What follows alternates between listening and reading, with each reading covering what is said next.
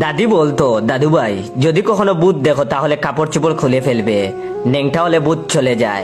আমিও মন দিয়ে শুনতাম, যেহেতু ছোটবেলায় শেখানো কথা তাই মনে গেঁথে গিয়েছিল। তো একদিন রাত করে বাসায় ফিরছিলাম, তখন রাত 12:30 মতো বাজে। গ্রামে রাত 12:30 মানে অনেক রাত। বাসায় ফেরার পথে একটা গলি পড়ে, বাসা থেকে একটু দূরেই গলিটা একটু লম্বা, তো পার হওয়ার জন্য ঢুকেছি।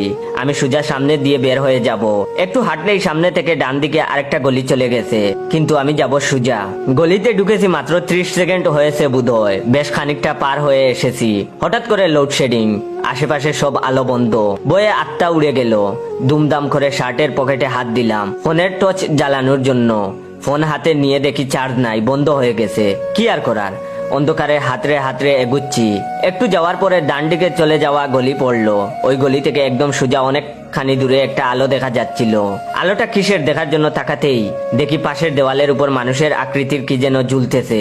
মনে হলো কেউ যেন আমার বুকের ভেতর চাপ দিয়ে ধরলো। এত ভয় পেলাম, আমি নিশ্চিত ওটা অশরীর কিছু। হঠাৎ করে দাদির শেখানো কথা মনে পড়লো। যেহেতু গ্রামে ছিলাম তাই লুঙ্গি পরেছিলাম, তাই খুব একটা অসুবিধা হলো না। এক টানে লুঙ্গি খোলা শেষ।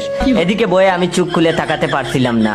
লুঙ্গি খুলে নিচে ফেলে চোখ বন্ধ করে আল্লাহ আল্লাহ করতেছিলাম। এটা হচ্ছে ভিডিওর প্রথম পার্ট। দ্বিতীয় পার্ট দেখতে চাইলে এই ভিডিওটা বেশি বেশি করে শেয়ার করবেন। আর আমার